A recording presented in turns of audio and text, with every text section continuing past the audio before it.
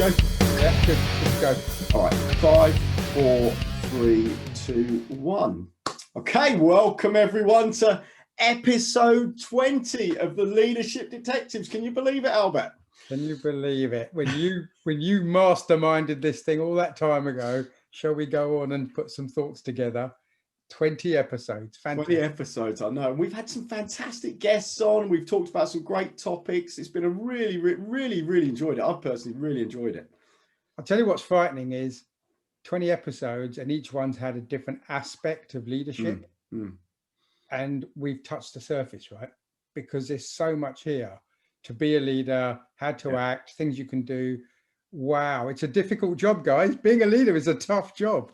It certainly is a tough job, and we thought we'd do something really special today. We thought we'd take 5 of the key elements we've learned about leadership over the last 20 weeks, and we would apply it to 2 of the world's greatest leaders, Donald Trump and Boris Johnson, and just do a scorecard and see how are those guys doing as the world's greatest leaders against 5 of the key elements of leadership that we've come up with. That's your opinion, right? That they're 2 of the greatest leaders. Just your opinion. True. Well, they've told us that. They've told us they're the greatest leaders, so I'm sure it must be true, and I think they believe it as well. I think we should put a bit of a caveat at the front of this, okay? Yeah. Which is anything said in this video is just our opinion. We're not trying to influence anyone. We're not trying to sway towards one party or another, especially as we're in election season in the US. And we know this video is watched a lot. We don't want to influence voters in the US one way or the other. Could make a difference. It could make a difference, exactly. But the leaders are in the public eye every single day. So we thought when we talked about this, it would be a good topic just to test it and see. We talk about leadership all the time in business, but what about in the public eye? Yeah.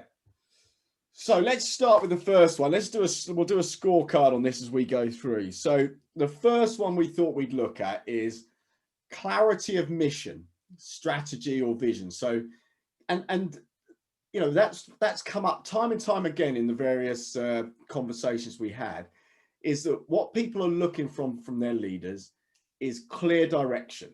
Where are we going? What's your strategy? What's your vision? Where are we going? Yeah.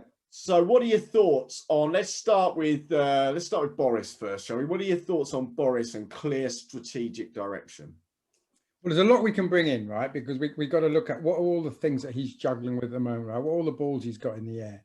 And the balls he's got in the air are Brexit and coronavirus and just running the country. That might be incidental that he's doing that in the background. But it's like you say, Neil, come back to that. That whole thing is about where are you trying to get to? If you can't get your destination right to start with, everything else is going to be a hell of a challenge on the way. Yeah. I think he's offered some clarity. I think he's been fairly clear about, he's very clear about Brexit, right? Yeah, I don't think you could have a conversation with anyone in the country and say, can you tell me what Boris Johnson's position is on Brexit? And they wouldn't know. Yeah. So you're right. I mean, clarity of strategy and vision around what that means to the future of the country. I agree. I think he's probably pretty clear on that.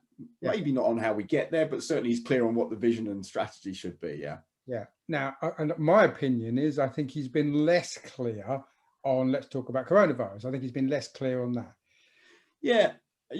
So I think that comes in stages, actually. So I think at the beginning of the crisis, and bear in mind when we were speaking to Zoe, our female firefighter. Yeah. She said that what you need from leaders in a crisis is decisions made, and be clear. This is what we're doing, right or wrong. This is what we're doing, and I thought they did pretty well at that in March. I thought they did pretty well at, this is the information we've got. This is the direction the strategy we are adopting as a country. Yep. Since then, the wheels have come off a little bit. So where were you going to go with it?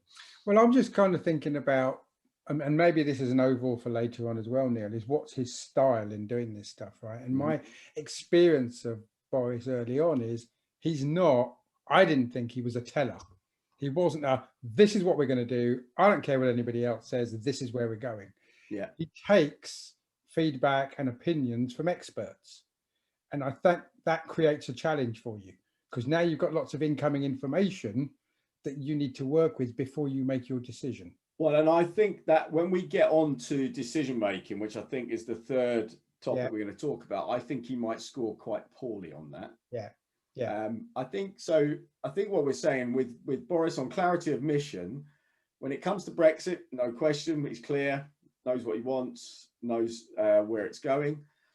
I actually also think that when he came on the last election at the end of last year, I think he had a very clear strategy of what he wanted to do with the country and how he wanted to bring the country together and move forward too. And that strategy seemed to, I think people understood the strategy, not necessarily the execution, which is a different thing. When it comes to COVID, early on, reasonable communication and strategy, less so. Well, in fact, I'm not even sure what the strategy is now when it comes to quarantine and self-isolation. And I think if you ask most people in the street, they wouldn't know either. So we've got circuit breakers now. Got circuit breakers. Yeah, whatever that is, So I think there's probably a mixed score there. I'd say I would probably give him a 5 or 6 out of 10 on the clarity and strategy. I'd go with you on that. Okay, right. Let me make it. So what about Donald Trump then? How would you rate Donald Trump on clarity of mission, vision, strategy, setting a clear direction? Now, have we ever been clear about what he wants? America first. So, true, 100% clarity over what it is he stands for. So I think as a headline statement and as a message that he's trying to get to his people, America first, I don't think he's ever been unclear. I think he's been really, really clear. That's where we're going. Now, what does that mean? And what are all the bits underneath it? I don't think I do get it, right? But I do get... Or what's the damage that's done by following that? Yeah. So is it America? Maybe it should have said America first at any cost, right? Or America first unless I decide it something. Wouldn't fit on a baseball cap, mate. Fair point. So I think clarity of what you stand for is there's no question Donald Trump. And you could argue, what's Donald Trump's complete focus and strategy been for 2020? It's been about getting re-elected. Yeah. It's not been about anything else. So, So from a strategy point of view, that's probably, he's very clear on that. When it comes to other topics, not sure that he's so clear on them. No, exactly. So in terms, it's going to be difficult to score this one. I mean, I guess, look, on the overall America first, yes, he'll score high. But if we start getting into individual things, I think it will be less so. So I'm not sure I'd put him a lot different than Boris, to be honest. I think, okay, so it's an interesting one, actually, because there is an interesting discussion there in terms of let's think about leader. As a leader, clear direction and strategy, whether you agree with it or not, he probably does have it. Mm-hmm. There's no confusion. He's very good at being clear on and I don't think anybody's unclear of what his priorities are either. No. Which is Boris first, Trump first, America second. Yeah. So whether you agree with it or not is a different question. I think I'd probably put him as a 7 against Boris's 6, actually. I agree with you. I think if you put them side by side, would you say that he's above Boris or not? He'd have to be above Boris in being decisive and specific about where he wants to be. I think so, yeah. So let's move to the second one then, which is communication. So and communication, we've broken this down into a number of areas. So being really clear on what you want from the people you're leading. So what do you want the country to do? How do you want them to react to what you're telling them? Informing people, so keeping people informed and know what's happening. And then engaging in feedback and listening to what people are telling you. So let's take Boris again. What do you think? Yeah, look, I think he's been I think he's communicated well. I think he's been open with it. I've not really ever got the feeling that he was hiding anything. So I think he's been open with his communications. He might not have been well informed when he's made some of his communications. So I think he's a bit more shoot from the hip. You know, he can be a bit dithery in the stuff that he comes out with, but I think he's shared information. What's going on in here when he's sharing it is a different topic Well, altogether. I mean, anyone who comes up with the term whack-a-mole as the strategy for COVID, you know, you've got to go, well, there's an interesting communication strategy going on in your head. But, you know, I think most people, and so in terms of measuring him against good leaders that communicate well, certainly early on in the crisis this year, very, very clear on what was happening, why it was happening, and what was needed. And what I need of you as a country is to do this. Yeah. So, you know, that was good communication. And you could argue very similar with Brexit and with running the country. 100%. I'd put him very high on Brexit communication, right? He's never held back from keeping everybody up to date. Yeah. Telling him what's happening, telling him what he's planning, maybe too much so, right? Because he's got all his cards on the table, right? And that's been interesting as well. And because one of the dangers in today's society and what is the way the media engage is if you say something, they then, you know, and you communicate and you lay everything out, then they pull it apart. They forensically identify everything you've said. Yeah. So, but I think, and I think if you look at feedback and listening, again, he seems to be pretty good at taking on board feedback from people, because he has changed course a couple of times. Yeah, which is not a bad thing in any leadership, so long as you and communicating why you do that. So yeah, I think probably reasonably high. Yeah. The only thing I say is he can disappear sometimes when you really think it would be good to hear from you now. Yeah. And you see that in leaders in business as well. You know, when that you really think now would be a good time to hear from you as a leader. Yeah. And you don't hear a thing. And I think he's probably not as acutely in touch with when to do that as he could be. That's what I was going to say. I don't think he's got that kind of understanding that when he goes off the map, the whole country and world knows he's gone off the map. Yeah, appreciates that because of where he's come from and where he is now. So how would you score Boris on communication?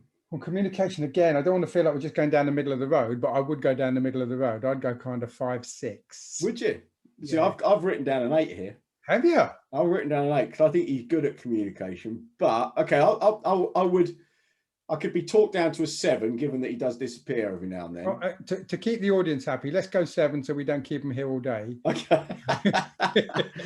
So what about Trump then in communication? Clarity of what he needs from the country, clarity of objectives, keeping people informed, taking feedback on board. However he feels when he gets on Twitter. Yeah, okay. So his communication is kind of one way through Twitter. So I think his communication is the problem I find with his communication, I'm not saying it's right or wrong, is it's very instant without being as considered as it needs to be. Now that confuses your audience because you tell them, how would I describe it? It's almost he's communicating his thought process. Immediately he thinks it. Yeah. Before he gets to the end of the sentence. So he'll tell you all the words, but he hasn't really. So I think his communication is constant and it's regular, but I don't think it's structured enough.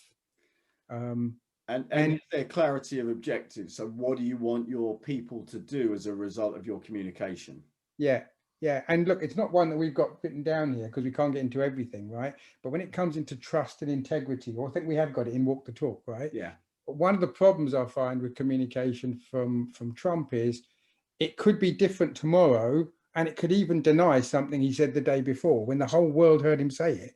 So maybe that's a different topic. Yeah, consistency is really important. I think, so you could argue that he is clear at telling his supporters what he wants them to do. Yeah. You know, and even some radical groups telling them what he wants them to do. So there is clear objectives. I guess is the intent behind it is not what we're talking about here. We're talking about the communication. One of the things I think he's incredibly poor at, and bear in mind, we don't know the guy, and we're just getting this feedback from television, newspapers, and stuff, is receiving feedback. I would guess if you sat down with him and said, "Can I give you some feedback on that speech today?" or "Can I give some feedback on that?"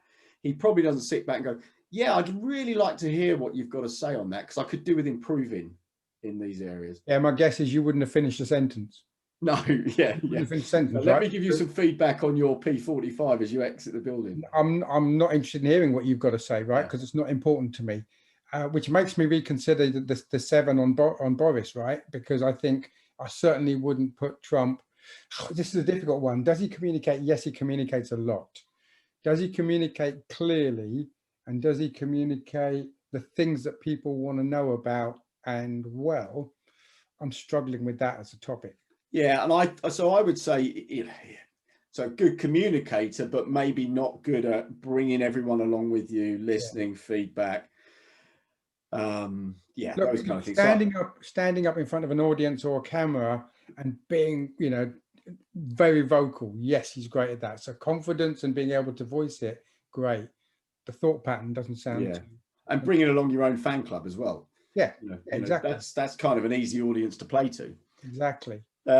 So, and when it comes to coronavirus, everything I've seen says there's been absolutely no clarity of communication, no consistency.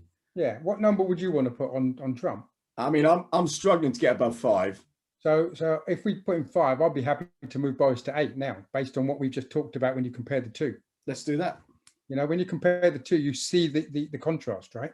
Yeah. Okay. So then we go on to topic 3, right? Decision making.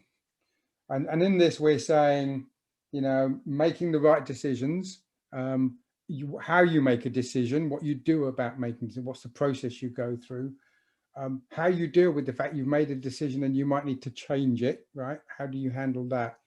How do you feel Boris has conducted himself in that space? I think, and making the right decision as well is, sorry, you said making the right decision. Actually, it does, whether it's right or wrong is an opinion. Making the tough decisions is actually the thing, I think. And when it comes to Boris, so my view is he's a poor decision maker. And what I mean by that is he's good at taking input, good at taking feedback, but then when it comes to actually making the tough decisions, there seems to be quite a lot of dithering. Yeah. When you need a leader to make decisions and say, this is what I've decided for these reasons, and now we're going to move on. So I think in that area, he's quite weak. In one of the areas where I think he is good, because vulnerability we talked about in one of the Zoom card is saying, hang on a second, this decision doesn't work. I've made a mistake here. Yeah. We need to change the route. Yeah. The challenge is you just got to be careful how many times you do that. Yeah.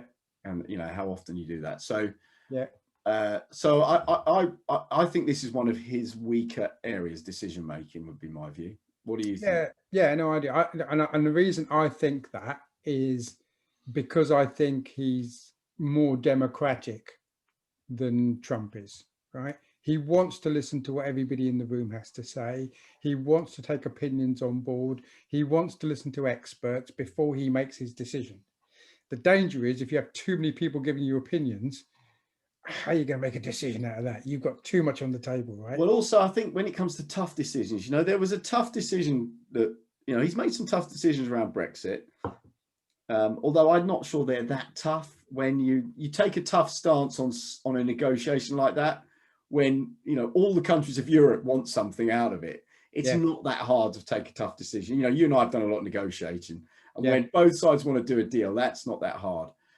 But I think with people, when it comes to personnel and some of the decisions there, like the Dominic Cummings situation, I think that was poor decision making. I think that showed a weakness in him. Again, not wanting to be political but it's just from what I could see, as a leader, that wasn't a great moment. Yeah, we're going to, one of our other topics, guys, we're going to cover is difficult conversation. So this kind of steps into it a bit. But you're right. That as a decision, take that one. And there's been more since.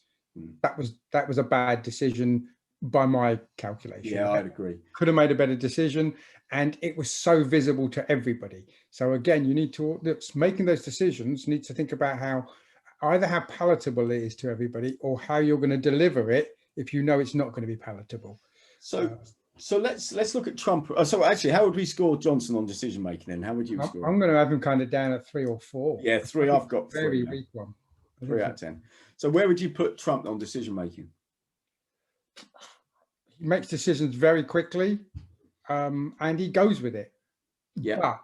But he'll change his decision tomorrow if he wants to, and he'll make another decision very quickly and stick to it, right? Well, actually, what he does is he forgets he made the decision yesterday, so that he can then make a decision tomorrow. You know, I didn't do that. That was one of my staff, or that was something. Let me sack someone for making that decision. Yeah, I think so. In terms of making decisions and moving forward, you know, that's a very American thing, and certainly you know, when it comes to things like the right of American, that making decisions, sticking by my decisions, the ego is important.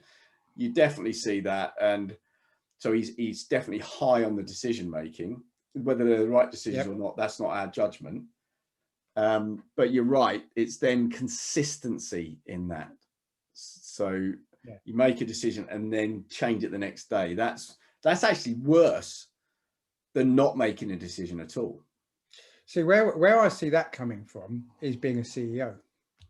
You come from I'm running this company, it's my company, I'm making that decision. And if tomorrow I want to make a different decision, I will again, because it's my company and I make that decision without consideration for the collateral damage that occurs in the process, or the fact that you're losing people's loyalty and following in the meantime, because you're confusing them, right? Where are we going? Are we going left or are we going right? Well, we're going left today, but I can't tell you tomorrow. I mean, you and I have worked for people like that, and it is an absolute nightmare working for people who make one decision one day, another decision the next day, because everybody goes running off in this direction and they have to stop, come back and go off in this direction. Yeah. So, yeah, I agree. That's not good leadership. And so making decisions is good. Strong. But changing decisions regularly, not great. I mean, there have been some big decisions he's made that he's stuck with. I don't know. So I'd put him higher than Johnson, I think, on this one. Yeah, I'd put him higher. I wonder if the changing track on decisions we bring into the next topic, right, in terms of walking the talk. I don't know if it kind of links into that says I'm going to do what I say I'm going to do, or I'm going to do something different. Okay. Well, can we come and walk the talk last? We'll talk about difficult conversations next. How would you? So decision making, what would you give him? Oh gosh, I think he's very strong in it. So I'm going to go kind of 8. I think. Yeah. I think he's very strong on. The problem with this one is making decisions. He's very strong. Is it the right decision? Sticking with them. And sticking with it. So. I would put it slightly lower, because if you flip-flop decisions, then that's worse than making. I'm having a problem making a decision with this one, actually. Okay, are you happy if I put a 7 down? I'll go with that on you. Okay, so we'll put 7 down. So then let's talk about having difficult conversations. So what would you think about Boris Johnson on that? So you mentioned Dominic Cummings. Do you think that was a difficult conversation he should have had? Because my visibility and my experience of it was that he just steered away from having the conversation, right?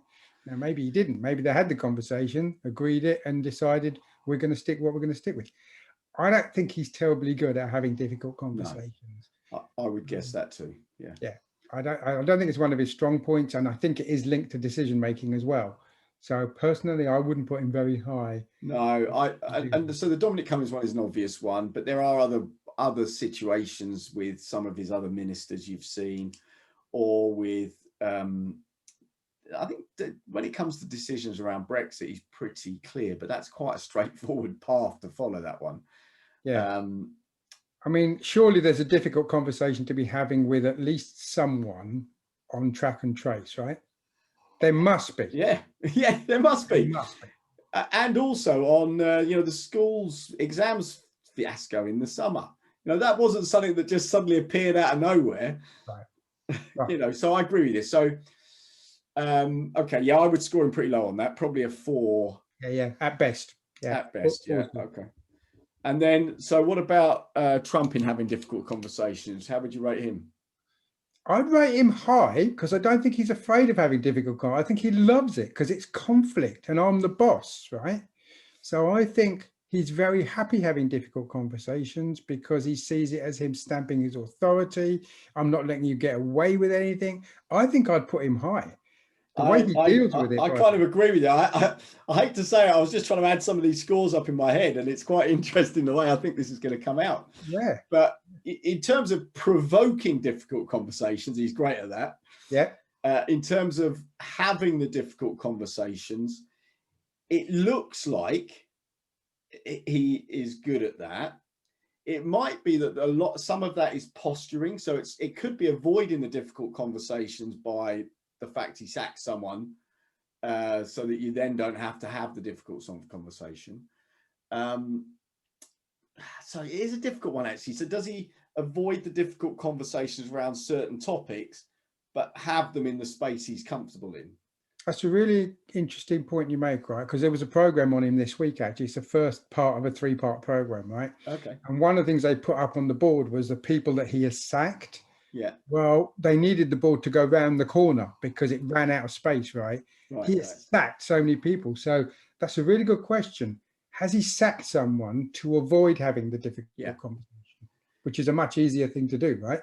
Well, and you can almost guarantee that he didn't sack him. His chief of staff did. Yeah. So he said, go and do this. So does he avoid the difficult conversation by getting his team to do it? Whoa. That's a really interesting thought I hadn't thought of, actually. That's a really interesting thought. It's a bit like a chief exec, isn't it? Saying to his staffer, can you just go and sack the finance director for me, please? But has he sacked people because they absolutely don't align with what he wants and that he's got someone else he wants in that role? Or is it because something has come up and rather than deal with it, get rid of them and get someone else in? Don't know. But so I'm going to err on the side of, I think he probably is happy to be seen to be had difficult conversations, but behind the scenes, not necessarily so. Yeah. So I would put him probably at a 6. So he's slightly higher than Boris, I would think, but. Yeah, I'd agree. I wouldn't go any higher than that. I had a 5 in my head, so I'm happy to go with 6. I wouldn't have gone any higher than that. Okay. Only because of what you just opened up in my head that I hadn't thought of. So the fifth one we had down was walk the talk, lead by example. Be the champion of your policies, of your. How would you rate Boris on that one? Yeah, look, I think he's happy to stand his ground on what he said he wants to do. I think he's happy to go up front and be the guy that said, look, I said it and it didn't work. Yeah. I don't see him. That's about integrity, right? Correct. And I think he's got integrity. Does he make mistakes? Is he a bit blithering sometimes? Yes. But I think he's got integrity and I think he's an honest kind of guy. My personal view. So I think the evidence, so my opinion is similar, but I think the evidence is there that he does walk the talk. He personally does what he says he's going to do. And he goes and he's very happy standing in front of people and taking the shots if he needs to. And so I would say, yeah, I'm the same. I think his integrity is pretty good and walking the talk is pretty good. Some of the people around him are shocking. Yeah. And that comes back to difficult conversations, I think, and the standards you set. Yeah. I think some of the people around, some of the leaders globally have done dreadful jobs of leading by example. Yeah. And I think at a personal level, Boris has done a pretty good job. So I would probably put him as a 7 or an 8 on that one. I'd put him up at an 8. I think he creates a good example, right? He's setting an example of how people should be in a government, to be open, honest, and with integrity and trust. Yeah. Okay. So what about, how would you rate Donald then? I think he's a showman. Personally, I think he's a showman and he has no problem with not doing what he's telling you to do. Yeah. I don't think he has any problem with, it's not about doing what I do, it's do what I say. He has no problem with denying that he has said certain things. So I think when it comes to integrity and trust, if that comes into this category of walk the talk, I'm going to put him pretty low. Yeah. Is he a guy that I would ever follow? Is he a guy that I'd ever want to work for? Never, because I don't know if I've got a job from one day to the next. No, and I think so. When it comes to walk the talk, you just have to look at wearing masks. You just have to look at social distancing. You can't be in a country that is having all those issues and people are being told to social distance, to wear masks, to not mix in big groups, and then hold garden parties or hold big conventions for your own political gain. That is not walking the talk. Yeah. And when it comes to expecting people to pay their taxes, expecting people to do the right thing, and then you not doing it, that is not walking the talk either. Yeah, no, absolutely agree. Absolutely. He's blatantly not in line with his behavior is not in line with his words. No. And by the way, he doesn't care.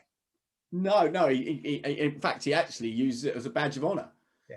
So integrity and walking the talk, I struggle to go above 0, but he's probably a 1 or a 2 in that space. Yeah. I think I'd be fair and give him a 2. All right, a 2. I think that's as much as I'm going to give.